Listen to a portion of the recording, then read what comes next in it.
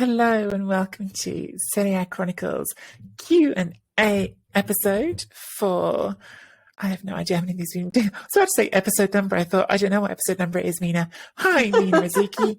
It's me, Nicky Bandini, and we've got some questions from you guys, as we do every week. Every week we're really excited to get those and to answer them for you. So let's jump right in with the first one from Arnab Mukherjee. I really hope I've said that okay, Arnab. Arnab is one of our Chronicles Tifosi Patreon supporters. Thank you so much, Arnab, for supporting the show. Hi.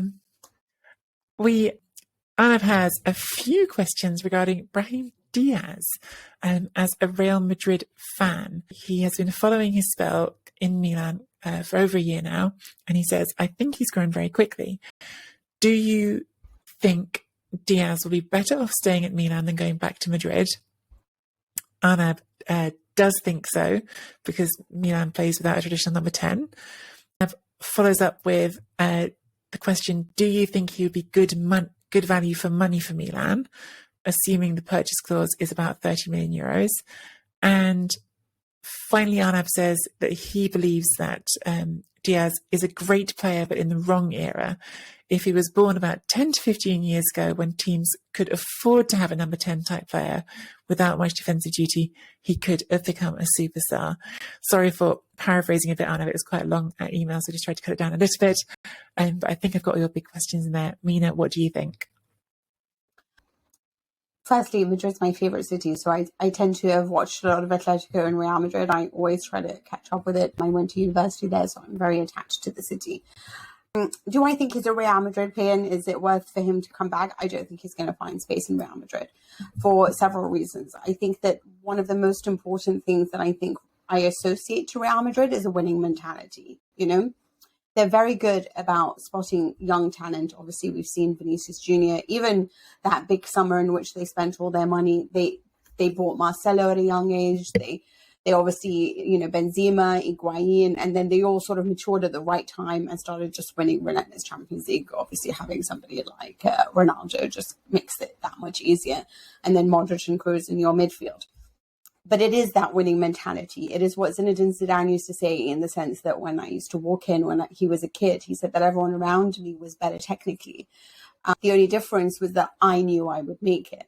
And so it is that level of that mental fortitude that got him to go from Bordeaux to Juventus to obviously then Real Madrid and be a winner everywhere, including for obviously the national team.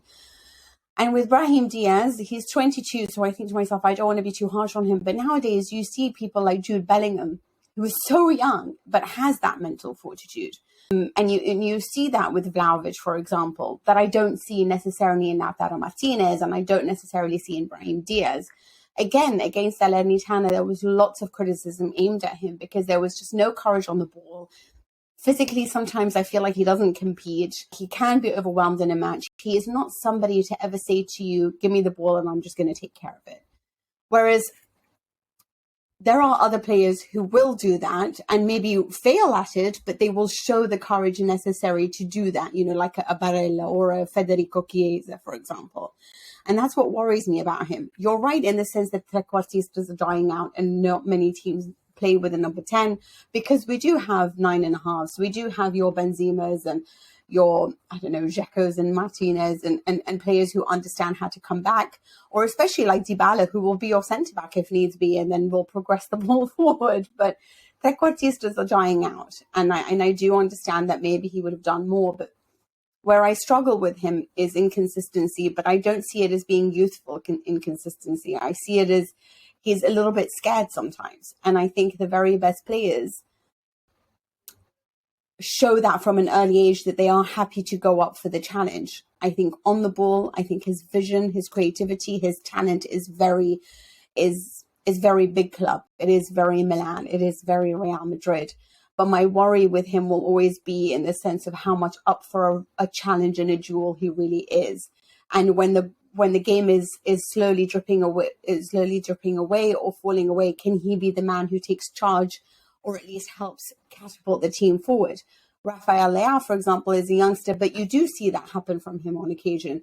Sandro Tonali is a youngster, but he always feels he can make the difference. I don't feel Brahim Diaz has that within him.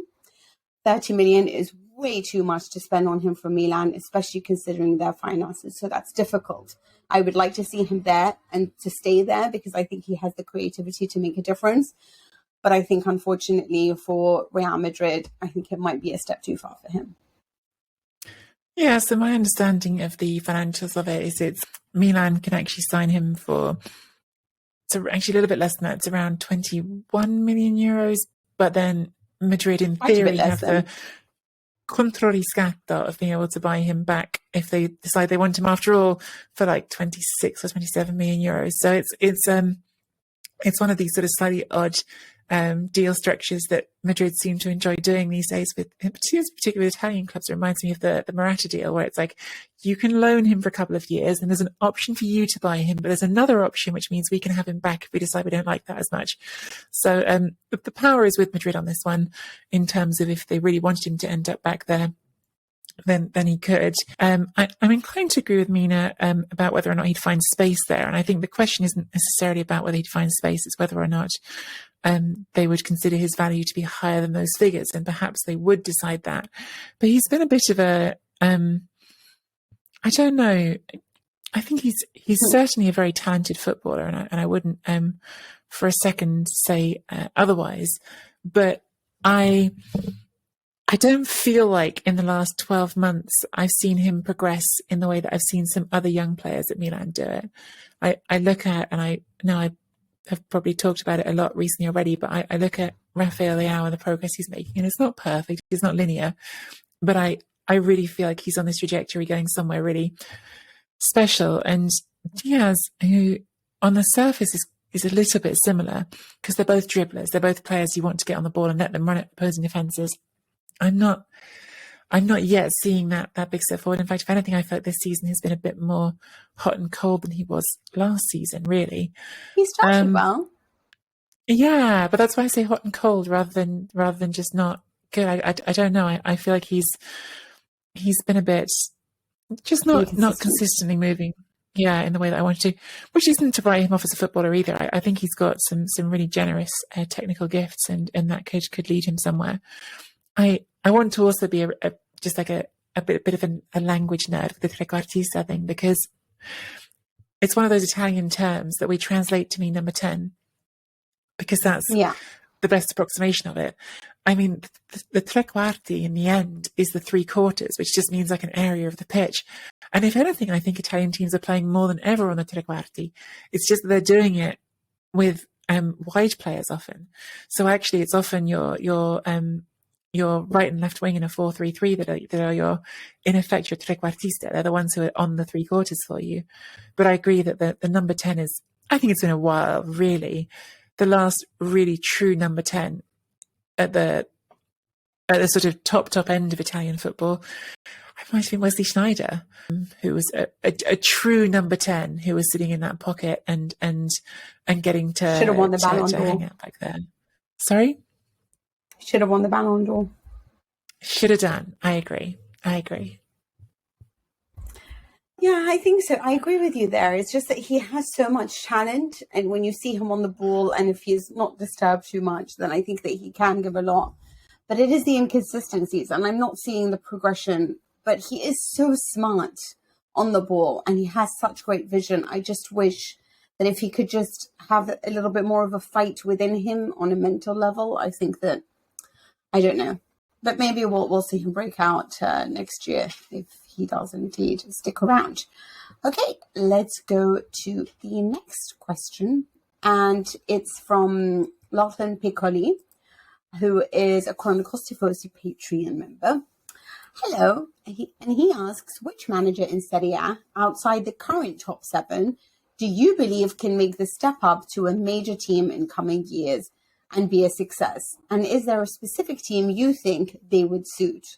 So top 7, so that doesn't include Vincenzo Italiano, so I'm out. Do you know what, Mina? I was literally, as you were asking this, I was saying, I'm just going to double check the league table because I'm pretty sure they moved ahead of Roma, and of course they did. So the current top 7, as of today, we cannot have Vincenzo Italiano. And it's funny that both of us clearly had that name in our heads because for sure he's a wonderful manager who I think I really appreciate what a nurturing presence he seems to be for his players. And I think that probably, I don't know what the intention of the question was from Lachlan. Maybe Lachlan really wanted to be strict and ignore top 7. But if you were not thinking of it in that sense, perhaps you were thinking of Roma as part of that top 7, Italiano as part of it. I think the other obvious one for me, and we talk about him plenty, is I think Ivan Juric is going to deserve that step up to coach a really top team. And I think that he has obviously got... There are some questions. Okay. Oh, yeah, sorry. I'll finish the case 4 and you can bring the question marks. I'm sure there are plenty, but I think he's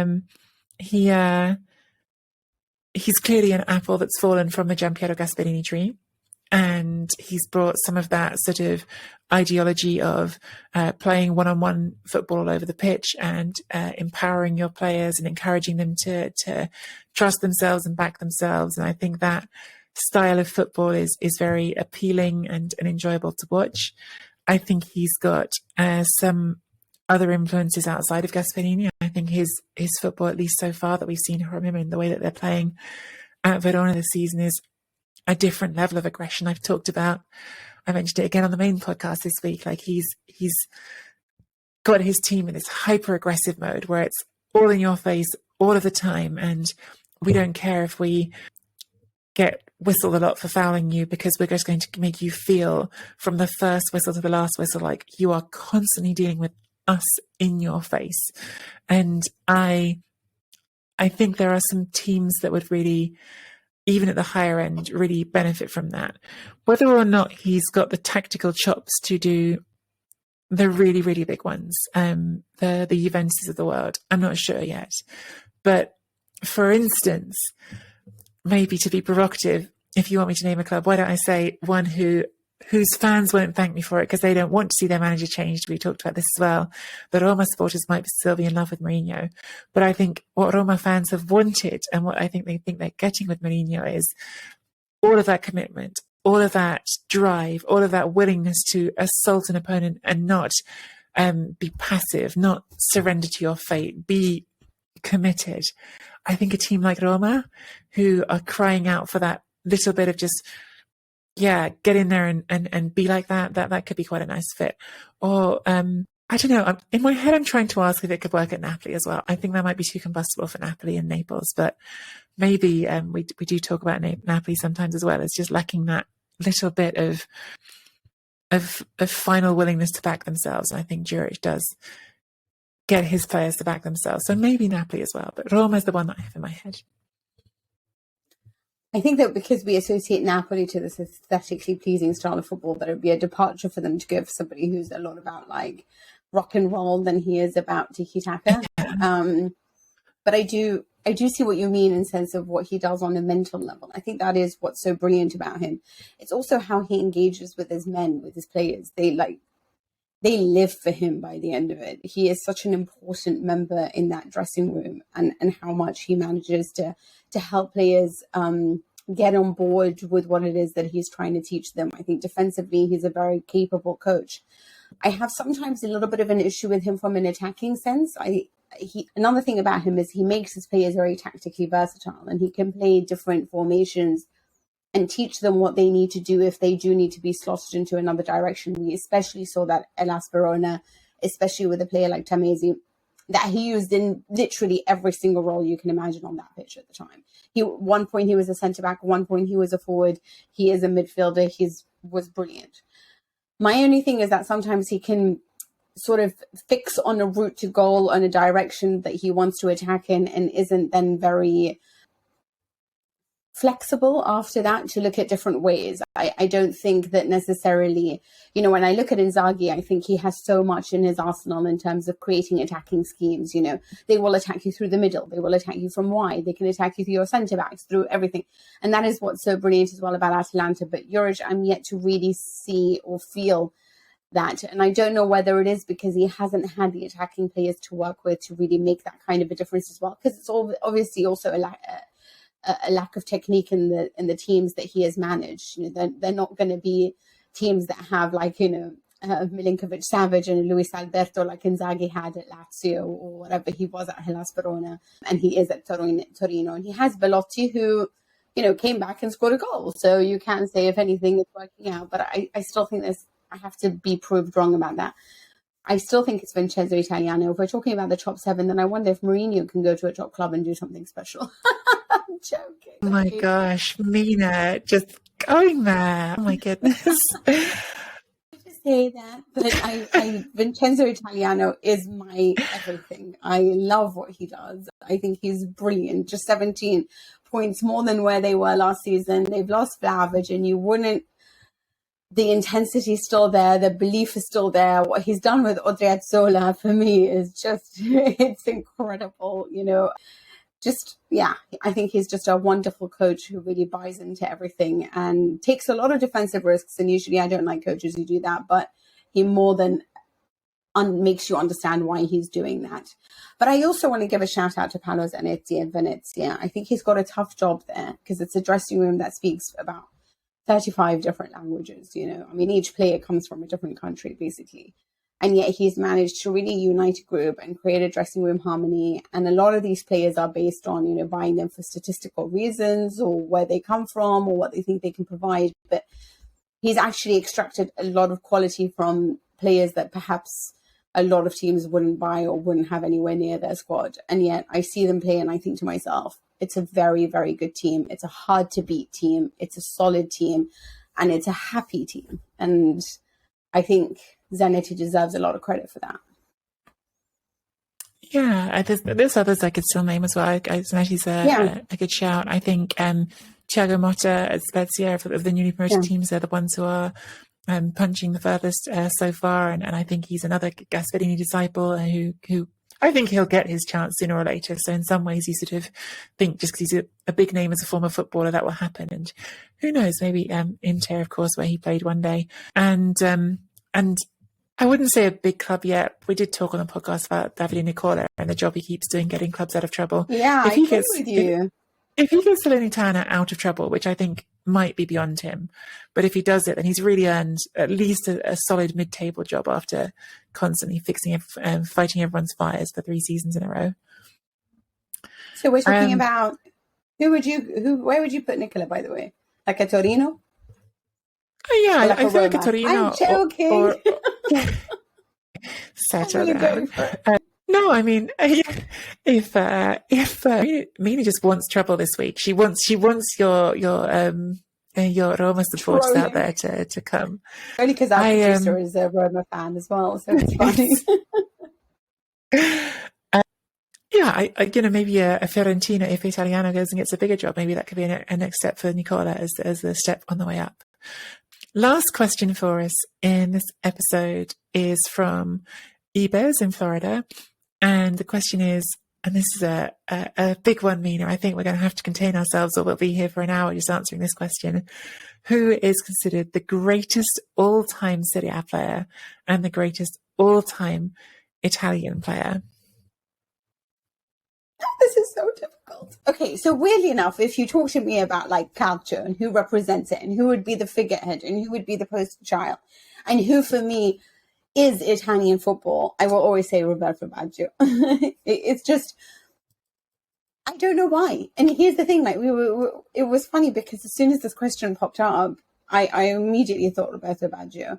And Nicky was hoping that I would say that so she can, come back at me. But I also realized that I was too young to really see him at his brilliance or to focus enough on it. Like, I guess for me, when he had reached the pinnacle, I was still a kid. It wasn't like I was watching football day and night, so I could really understand what it is that made him beautiful. But I remember thinking he made me fall in love with football because of the way that he played it, because of his magic on the ball, because of his courage on the ball, because of his ability to change games, because of our dependency on him for the Italian national team in 1994, because he was a leader, but also came across as like this really nice guy.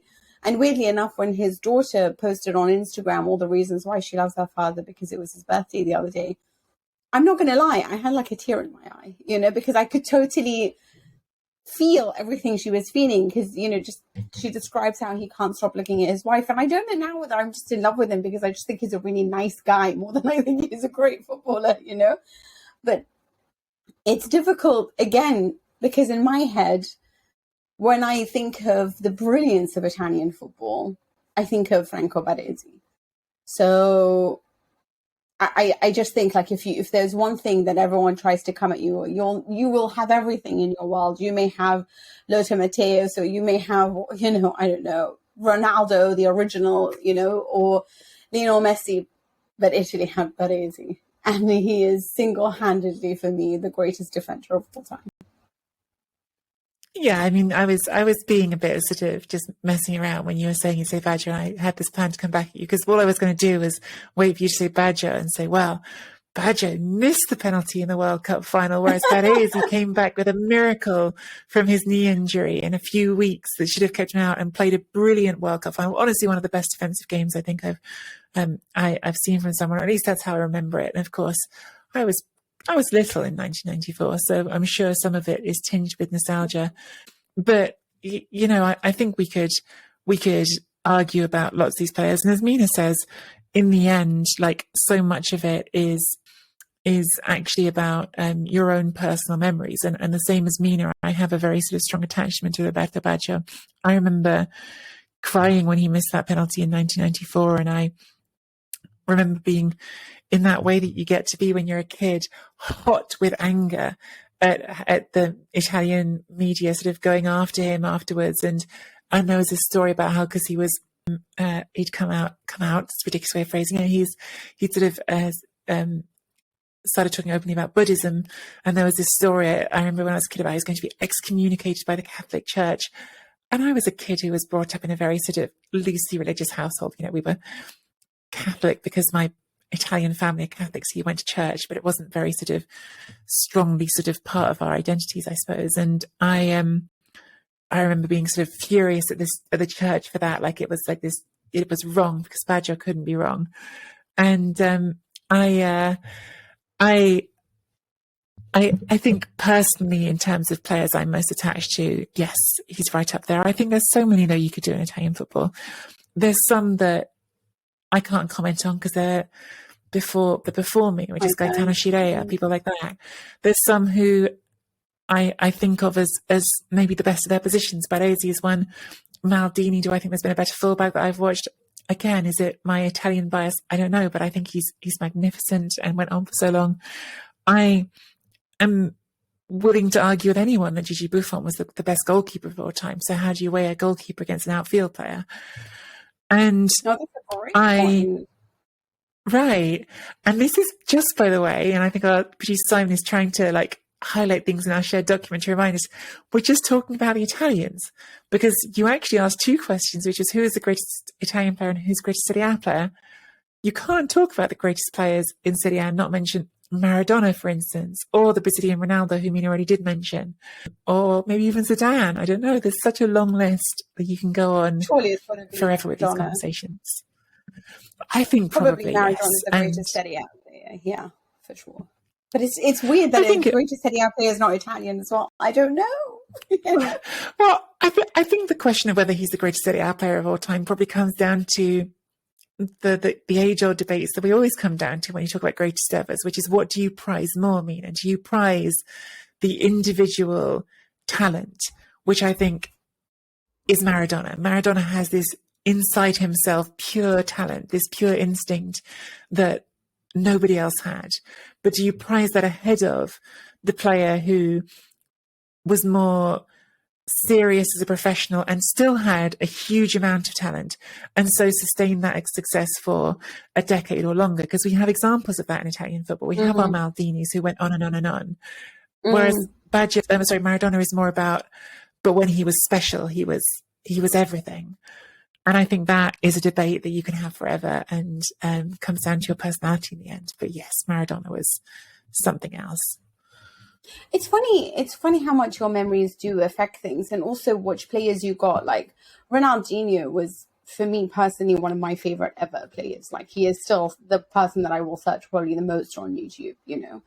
But he, you know, what he was in Spain is not the same as what he was in Italy. Do you know what I mean? Or like a Redondo, who is, again, the reason I fell in love with football, and Del Piero as well. But that was more because of my age, you know, and I started supporting Juventus and whatever it is.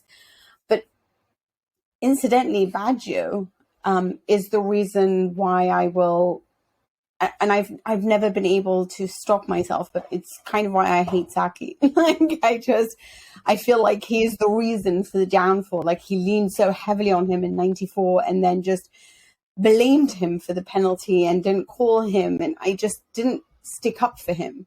And there's a part of me that has never really forgiven Prandelli, which weirdly enough did a great job for Italy. But because of, you know, bringing on Cassano in the World Cup when we were needed to be a counter-attacking presence, and giving Marchisio too much to do, so he got a red card. And it's almost like if they're really great players and the coach did something against them that I didn't like, I just don't know how to forgive very well, you know, and I carry this little pettiness with me all the time. So, but yeah, obviously there's also been Cristiano Ronaldo. I was obsessed with Recoba, but we never really saw him as being anything other than enigmatic for Inter, because you knew he had it. You knew, wow, what a player he was, you know? So yeah, there are several. And I was thinking of doing this as a running theme, because I just think that we could discuss this forever, but we could pick two every week and argue again. Yeah, I really do feel that way, because we're so blessed to have had like a great, like, honestly, last 30 years, you know, since I think '86 was the pinnacle of international football at the time, you know. Laudrup is another one that I was madly obsessed with, you know.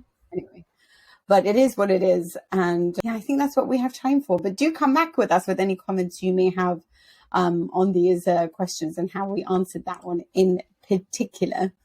But can I just read you something that our producer just wrote? And I don't know whether he's a Roma fan who just hates me right now, but he says a long answer to say Maradona is the greatest Serie A player and Baggio is the greatest Italian. So now you know what he thinks.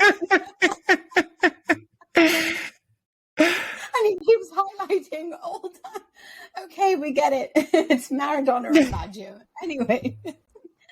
We hope you enjoyed the Serie A Chronicles Q&A. Check out our website at serieachronicles.com and click the Chronicles Tifosi button to join our Patreon community, where you'll get access to exclusive episodes and bonus content. Or you can choose to contribute a smaller amount as a supporter without the bonus content if you just want to help us keep Serie A Chronicles running. Get your questions in on Twitter. We do love answering and arguing about them at Serie A Chronpod with the hashtag Chronicles Q&A, or go to our website to email us, or to even send us a voice message like we had last week, and we'll put the audio of you asking your question on the show. Find us both on Twitter at Nicky Bandini, at Mina Rizuki, and subscribe to the Serie A Chronicles YouTube channel for clips of the show, where mostly I'm eating, putting on my lipstick, and Nikki's just got 15 documents on the computer trying to figure out which Too one many to things look open, always. I'm that person with 100 tabs. Like, that's how I live. I just feel like if you went to like computer, it's just a mess, you know. It's just things everywhere. It's why you're so smart. It's why you're so smart. Leave us a rating and a review on Apple Podcasts or wherever you get your podcast. We hope you enjoyed this episode. We'll be back obviously next Friday to answer even more questions. And let's see if we can try to upset our producer a little bit more. Ciao for now.